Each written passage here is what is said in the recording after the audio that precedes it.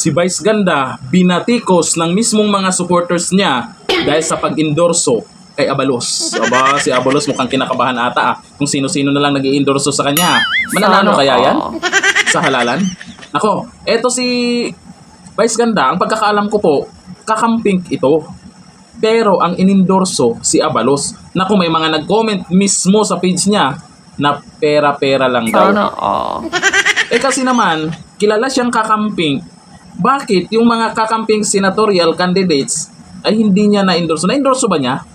Baka hindi ko lang napanood Kasi hindi ko alam kung na-endorso ba niya yung mga kakamping senatorial candidates o hindi. Kasi nabasa po natin sa mga komento, ay bakit daw yan ang inendorso? Baka pera-pera lang daw. Mga nag-comment mismo na mga followers niya yan na hindi sang-ayon sa ginawa niya. O ito, panoorin po natin yung meron dito, may video po si Vice Ganda na ginawa dyan Ayan Ayan, sabi, kesa naman yung mga walang kwenta ang pumasok sa top 12. Tapos, si Binor Abalos, bakit may kwenta ba siya?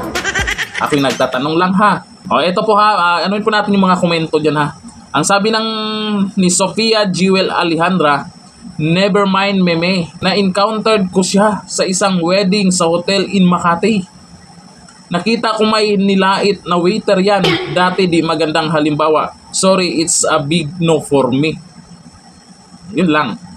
Sabi po ni Bicol Pulse, Otopas, Bam Aquino, Kiko Pangilinan, Hedy Mendoza, Luke Espiritu, ML Partili, sayang yung influence mo meme.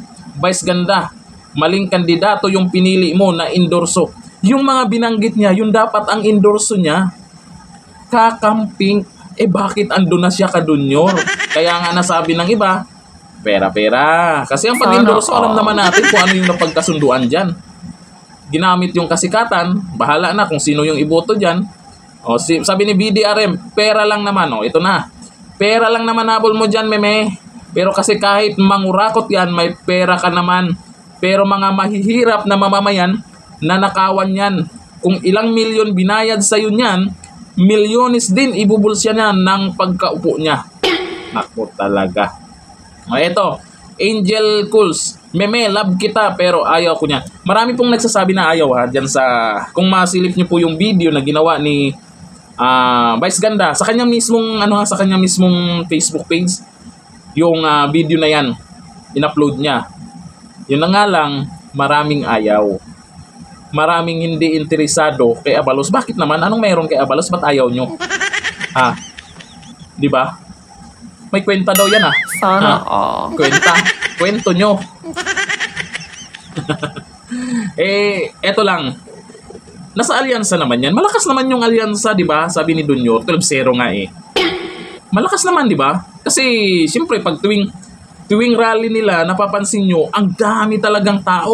Aminado ako. Ang daming tao na pumunta sa rally nila. Pero ang tanong, iboboto ba sila? Baka naman, meron silang pinuntahan dyan. Baka naman yung pumunta sa rally nila may ibang dahilan. Ano kaya? Comment tayo dyan.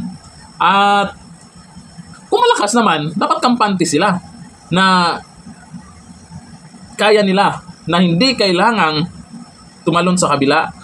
Hindi kailangang dati mong kalaban, magpa-endorso para manalo ka lang.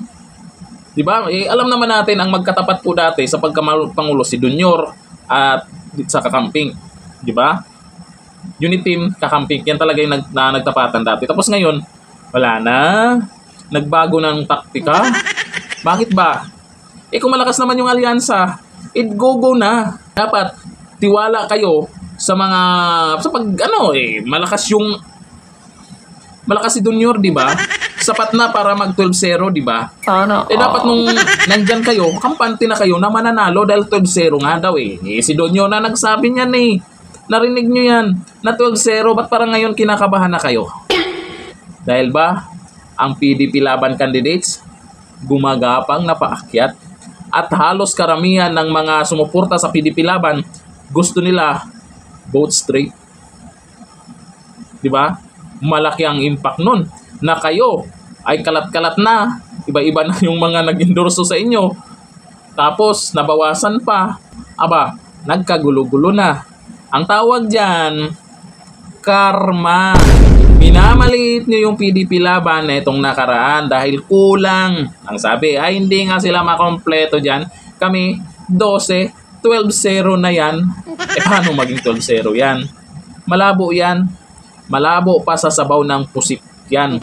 Basta patas lang ang laban sa halalan.